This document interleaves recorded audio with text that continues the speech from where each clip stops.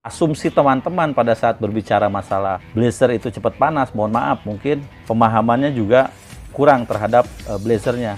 Artinya pada saat di mobil lain, itu kalau kita suhu 100, itu mungkin sudah overheat atau cepat panas. Nah, sementara blazer baru berputar kipasnya di 103 derajat dan akan berhenti di 96 derajat. Jadi kalau di mobil lain mungkin 96 derajat itu suhu tertinggi, kalau di blazer itu suhu terendah. Kalau masalah boros bensin, saya pikir blazer tidak juga ya, 2200 cc, konsumsi BBM dalam kondisi normal 1:9, saya pikir irit di kelasnya. Banyak kasus bahwa pada saat dia membeli mobil dengan harga yang murah, mereka disibukkan dengan kegiatan memperbaiki blazernya. Dan yang ujung-ujungnya adalah mungkin perbaikannya bisa lebih dari harga belinya. Beli blazernya berapa? 30 misalkan. Saya udah habis 20, saya udah habis 30 memperbaiki blazernya. Kalau kalian habis 30 juta memperbaiki blazernya sampai bagus, ya itulah harga blazer. Dalam kondisi normal, ya itulah harganya. 98 bisa 60 juta, bisa 65, bisa 70. Sebenarnya seperti itu. Cuman ya itu tadi, kita masih harus terus berjuang untuk memberikan edukasi dan pemahaman.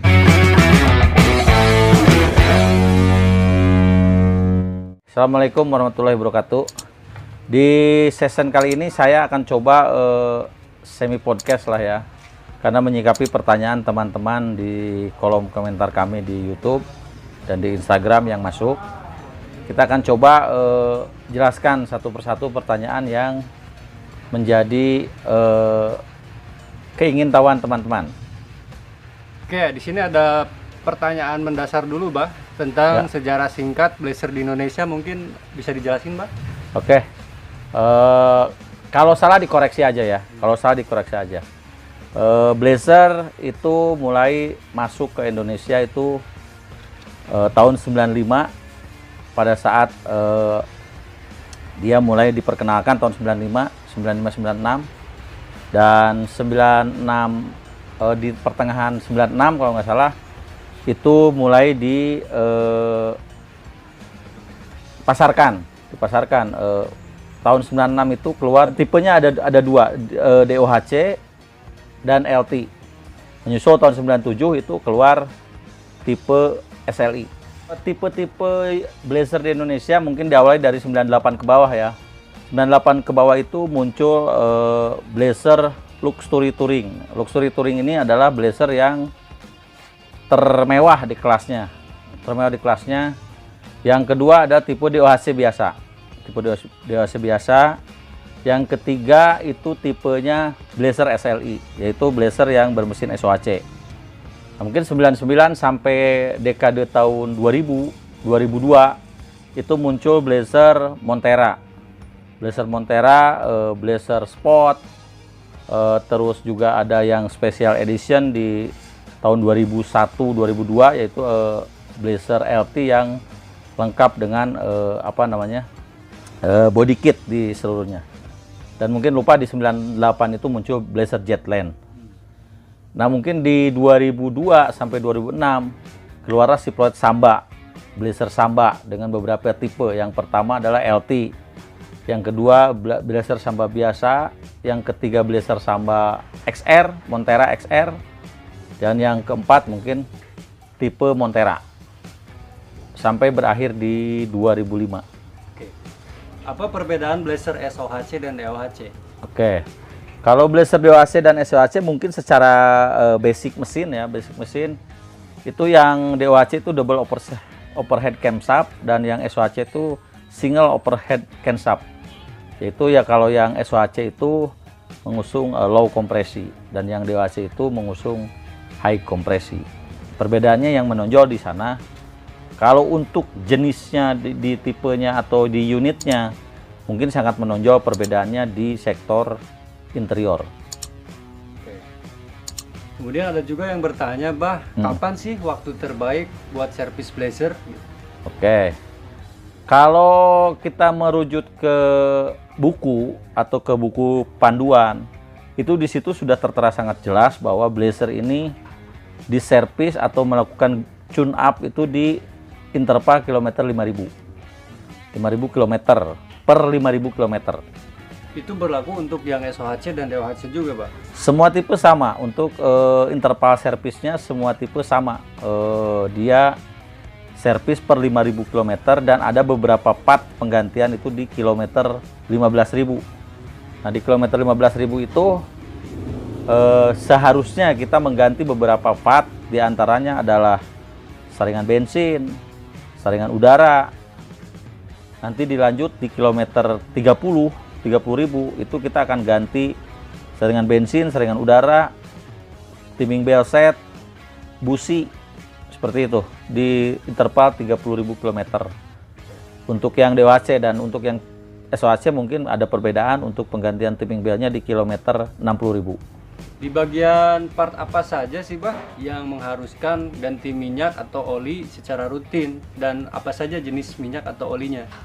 Oke, mungkin kalau untuk sektor penggantian minyak atau oli lah ya, mungkin kita bahas dari mulai oli mesin ya. Oli mesin itu standar prosedur di bukunya per 5.000 km. Untuk oli mesin. Jenisnya kalau yang 98 ke bawah bisa menggunakan 2050 standar pabriknya. Kalau yang 2000 ke atas bisa 15 untuk SAE-nya. Yang kedua adalah oli transmisi. Oli transmisi ini di petunjuk bukunya adalah 60.000 km. Tapi mendapat revisi kembali jadi 30.000 km. Dan itu menggunakan ATF Dextron 3 kalau sekarang ya. Kalau dulu Dextron 2. Yang ketiganya adalah oli Gardan. Oli Gardan itu sama, penggantiannya di 30.000 km. Makanya kadang-kadang teman-teman harus pastikan bahwa karena untuk oli transmisi dan oli Gardan ini jauh untuk penggantiannya, jadi kadang-kadang terlupakan. Nah, untuk di sektor mesin mungkin ada beberapa yang mesti kita cek. Di antaranya adalah oli kopling ya, oli master kopling, oli pompa power steering, dan juga oli rem. Itu kecil kemungkinan untuk menyusut atau berkurang pada saat tidak terjadi kebocoran. Nah, di interval 5.000 km itu servis itu akan terdeteksi apabila di sektor-sektor tersebut mengalami kebocoran. Nah, untuk masalah yang greasing itu atau pelumasan di sektor kaki-kaki itu meliputi mungkin terot, ball joint, input shaft, atau hapel istilahnya Gardan. Itu juga ada untuk nepel-nepelnya. Di situ udah disediakan nepelnya, dan alangkah lebih baik pada saat servis 5.000 km itu akan dicek, diberikan greasing agar supaya dia tetap berfungsi maksimal. Oke, ada pertanyaan yang mungkin bisa dibilang awam ya, Bah. Bisakah Blazer yang belum di body lift dipasang ban ukuran 32 sampai 33? Atau ada standarisasinya tanpa body lift? Oh gini, kalau untuk standarisasi ban ya, kita mengikuti pelek yang digunakan adalah pelek standar. Di Blazer itu maksimal ukuran 30, 235 atau naik sampai 30 pada saat teman-teman tidak melakukan peninggian bodi atau body lift ya. Nah, kalau ban 31, 32, 33 itu sudah secara otomatis akan mengharuskan kita naik bodi karena tidak akan muat atau gasruk nantinya. Ada juga yang bilang, apakah benar, Bah, mesin Blazer cepat panas? Gimana tanggapannya? Oke. Definisi panas itu kita harus pahami dulu bahwa karakter Opel Blazer itu adalah dia extra fan akan berputar di 103 derajat, gitu kan? Jadi mungkin asumsi teman-teman pada saat berbicara masalah Blazer itu cepat panas, mohon maaf, mungkin pemahamannya juga kurang terhadap Blazernya. Artinya pada saat di mobil lain itu kalau kita suhu 100 itu mungkin sudah overheat atau cepat panas. Nah, sementara Blazer baru berputar kipasnya di 103 derajat dan akan berhenti di 96 derajat. Jadi kalau di mobil lain mungkin 96 derajat itu suhu tertinggi, kalau di Blazer itu suhu terendah. Jadi mungkin teman-teman sering membahasakan bahwa Blazer itu mesinnya cepat panas. Apa bedanya dengan air radiator yang dipakai, Bah? Bagusan mana, air sumur atau air radiator coolant? Oke, gini, untuk masalah air yang dipergunakan oleh untuk blazer. Jadi begini, kalau memang dari pertama itu dia menggunakan coolant, itu akan lebih baik menggunakan coolant. Tapi pada saat teman-teman sudah ganti-ganti segala macam, kalau air sumur itu mengandung zat besi yang tinggi. Jadi alangkah lebih baiknya kalau memang untuk air radiator blazer itu menggunakan coolant, tapi dengan catatan semua komponen daripada pendinginan blazer kita itu berfungsi dengan sempurna, maksimal. Karena pada saat sudah ada mulai korosi, kita menggunakan coolant, itu malah akan lebih cepat bocor. Karena coolant itu sifatnya membawa larut karat-karat yang ada di ruang mesin kita. Jadi disesuaikan juga ya, Pak? Ya, jadi disesuaikan juga. Nah, ini yang paling basic, Bah. Buat pengguna mungkin ya, yang mau menggunakan blazer, ada juga pertanyaan seperti ini. Benarkah blazer boros bensin? Oke. Kalau masalah boros bensin, saya pikir blazer tidak juga ya. Jadi kadang-kadang mungkin rekan-rekan tidak membandingkan blazer ini atau kapasitas cc blazer ini dengan kapasitas yang seimbang. Artinya dengan konsep 2200 cc, konsumsi BBM dalam kondisi normal 1,9, itu saya pikir irit di kelasnya. Dan mungkin teman-teman bisa membandingkan dengan mobil-mobil sejenis ya, dengan cc sejenis atau cc yang sama di mobil-mobil yang lain, bisa dibandingkan konsumsi bahan bakarnya. Berapa mereka mengkonsumsi bahan bakar? Rata-rata mungkin bisa ada yang 17, ada yang 18. Jadi kalau misalkan dibilang blazer ini boros, menurut saya blazer ini justru irit di kelasnya. Nih, Pak, ini jadi pertanyaan yang mungkin bisa dibilang polemik juga ya. Mengapa harga jual blazer semakin menurun dari tahun ke tahun? Gimana sih tanggapan Abang? Oke, begini ya, kalau pengalaman saya tentang permasalahan harga blazer mungkin ya, harga blazer. Kenapa harga blazer tidak bisa tinggi atau bahkan ada yang banyak cenderung turun dari tahun ke tahun. Banyak faktor yang mempengaruhi hal itu. Saya ambil contoh bahwa di Padepokan kita, di Padepokan Desk Custom, itu tidak ada blazer yang harga murah, ya kan? Mungkin teman-teman bisa tahu lah. Kenapa demikian? Karena kita coba berikan edukasinya bahwa standarisasi blazer itu seperti apa, yang layak pakai itu seperti apa. Nah, mungkin menyikapi kenapa blazer ini tidak bisa naik atau harganya cenderung lebih turun.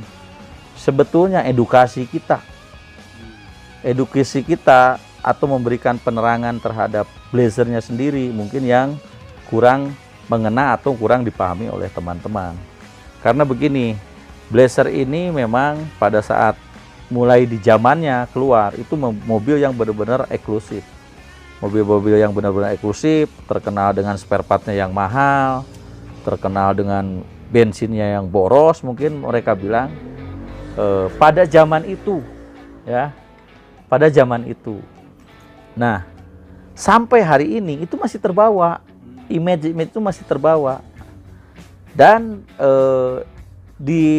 ditambahin lagi dengan mungkin informasi-informasi yang kurang terhadap kendaraan tersebut. Makanya kita lebih mengedepankan untuk memberikan edukasi terhadap rekan-rekan pengguna blazer dengan harapan pada saat teman-teman mengetahui bahwa blazer ini sebenarnya begini, dan akhirnya juga akan membuat blazer ini tetap menjadi salah satu mobil pilihan. Nah, yang kedua juga mungkin tidak terlepas daripada kita sebagai pelaku bisnisnya atau sebagai pelaku di dunia blazernya. Jadi banyak mobil-mobil yang dijual di pasaran dalam kondisi yang mangkrak, dalam kondisi yang ya kita dalam tanda petik tidak layak digunakan sebenarnya, dengan harga-harga yang murah, gitu kan? Nah, akhirnya tim membuat image Blazer ini bahwa Blazer ini murah gitu. Padahal pada saat banyak kasus bahwa pada saat dia membeli mobil dengan harga yang murah, mereka disibukkan dengan kegiatan memperbaiki Blazernya. Dan yang ujung-ujungnya adalah mungkin perbaikannya bisa lebih dari harga belinya. Iya, betul. Nah, seperti itu. Jadi sebenarnya sering saya katakan bahwa beli Blazernya berapa? 30 misalkan. Saya udah habis 20, saya udah habis 30 memperbaiki Blazernya. Kalau kalian habis 30 juta memperbaiki Blazernya sampai bagus, ya itulah harga Blazer. Dalam kondisi normal, ya itulah harganya. 98 bisa 60 juta, bisa 65, bisa 70. Sebenarnya seperti itu. Iya, betul. Cuman ya itu tadi, kita masih harus terus berjuang untuk memberikan edukasi dan pemahaman. Itu mungkin beberapa hal yang membuat Blazer ini belum, ya kalau kata saya belum bisa mendapatkan performa yang baik dari dalam segi jual beli mungkin ya gitu ya. Itu mungkin. Ada juga yang bertanya seperti ini, Bah. Apa sih tips jitu dari Abah agar mesin Blazer semakin sehat walau sering dipakai untuk jarak jauh setiap hari? Oke, kalau tip jitunya sebenarnya gampang sekali ya, gampang sekali untuk teman-teman pengguna Blazer yang menginginkan performa mobilnya itu tetap aman, tetap nyaman, tetap tangguh walaupun dipergunakan setiap hari. Sebenarnya kita harus perhatikan instrumen panel di speedometer itu berfungsi semua dengan baik. Itu yang pertama. Berfungsi semua dengan baik sehingga apapun jenis kerusakannya akan langsung terdeteksi di indikator atau memberikan warning di indikatornya. Yang kedua, sebenarnya untuk teman-teman pengguna Blazer hanya diharuskan gitu kan, hanya diharuskan untuk mengecek ketinggian air dan oli pada saat kita akan menggunakan kendaraannya. Kalau misalkan kita menggunakan kendaraan itu dalam jarak jauh, ya mungkin ada rest per berapa jam sekali kita rest, berhenti, dan kita cek ulang apakah kondisi air dan olinya masih stabil atau berkurang drastis kan begitu. Kalau misalkan berkurang ya diusahakan ditambah dulu agar nyampe ke tempat tujuan. Dan setelah di sana dilakukan general check up kenapa air ini bisa berkurang. Itu aja sih sebenarnya. Dan yang jelas teman-teman harus melakukan servis rutin agar semua permasalahan atau bibit-bibit permasalahan itu terdeteksi sebelum kejadian begitu. Oke, mungkin itu tips untuk yang sudah punya mobil Blazer ya, Bah? Ya. Nah, bagaimana kalau dengan tips yang belum punya mobil Blazer? Tips meminang Blazer itu untuk pemula seperti apa sih, Bah? Oke, yang pertama mungkin yang harus diperhatikan adalah harga Blazernya dulu ya. Ya. Jadi jangan pernah berharap teman-teman dapat Blazer dengan kondisi yang bagus, tapi dengan harga yang di bawah pasar. Itu nonsen, tidak akan terjadi.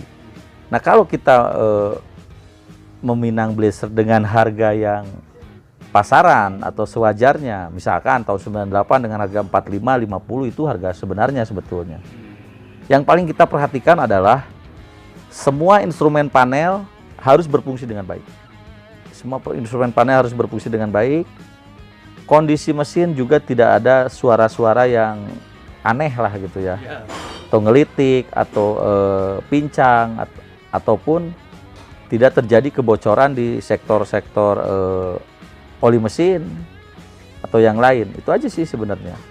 Jadi kalau untuk teman-teman, alangkah lebih baik pada saat akan meminang Blazer itu perhatikan indikatornya saja. Indikatornya harus berfungsi dengan baik. Nah, mungkin indikator berfungsi dengan baik itu seperti apa mungkin banyak diulas di video-video kita yang lalu. Di segmen Q&A ini ya, Bah, part 1 kita bakalan bikin beberapa video Q&A lagi. Ya. Di beberapa waktu lalu. Mungkin informasi yang bisa kita sampaikan cuma segitu ya, Bah. Boleh, siap. Oke, closing aja, Bah.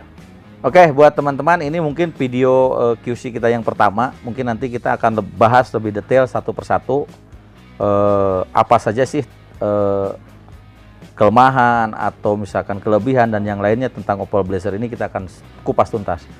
Untuk sementara mungkin untuk session kali ini cukupkan sekian. Jadi pesan saya, tetap rawat Blazernya dengan baik, tetap rawat Blazernya dengan semangat, karena suatu saat Blazer ini akan kembali ke kejayaannya. Begitu saja. Oke, terima kasih untuk semuanya. Tetap semangat. Assalamualaikum warahmatullahi wabarakatuh.